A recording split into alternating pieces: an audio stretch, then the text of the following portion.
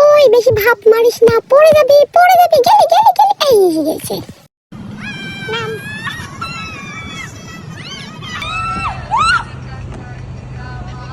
হ্যাঁ ওই যে পিছনে সাইকেল বাড়ি খাবি।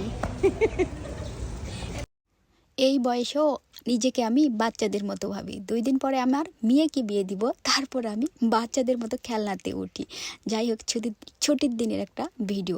এই মেয়ে এই পিছনে দেখ তাকা, এই গেল। পিছনে না তাকায় আমি কিভাবে হাঁটতেছি আর সাইকেলের সঙ্গে বাড়ি খেতে গেছি।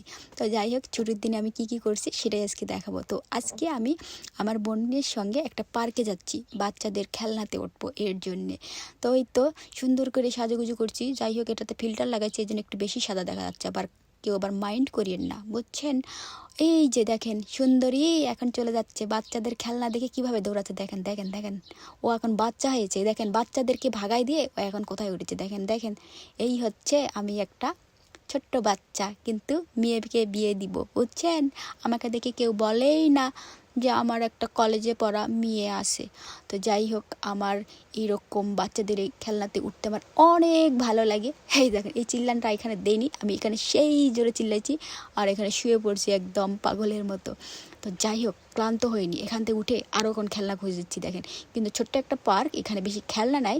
তারপর আমি খুঁজতেছি, আমার বোন এখন ভিডিও করতেছে আর করছে এই হয়েছে চল চল, তুই কি বাচ্চা।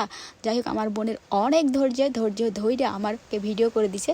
এই দেখেন আবার উঠতেছে, এটা পিছলাটা এত ছোট, তারপরও এটাতে আমি আবার উঠছি। এটাতে একটু না এই চলে গেল। একদম শুয়ে পড়েছি, মনে হচ্ছে একটা পিচ্ছি একটা মেয়ে লাফালাফি করে একটা বানরের মতো, মনে হচ্ছে গাছে উঠবে। দেখেন এই যে যাচ্ছে আর একটাতে, আর কিচ্ছু না এই পার্কে খেলনা।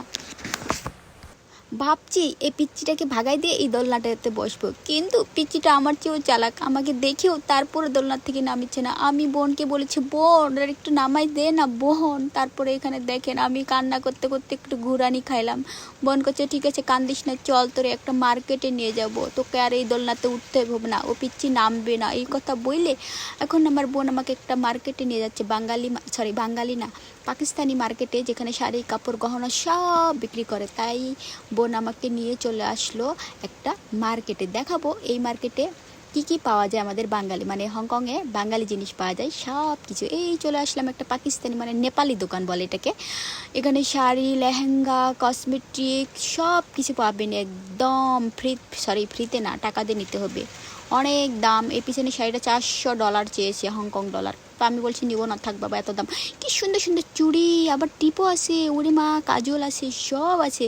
কার কার লাগবে, যারা যারা হংকংয়ে আছেন তারা তারা আইসে নিয়ে যান এই মার্কেট থেকে। এই যে কি সুন্দর শাড়ি, আমার এই শাড়িটা খুব ভালো লাগছে, একটা হলুদ কালার একটা লাল কালার। শাড়িগুলো চেয়েছিল $300 করে, আমরা বললাম যে $200 করে দিব।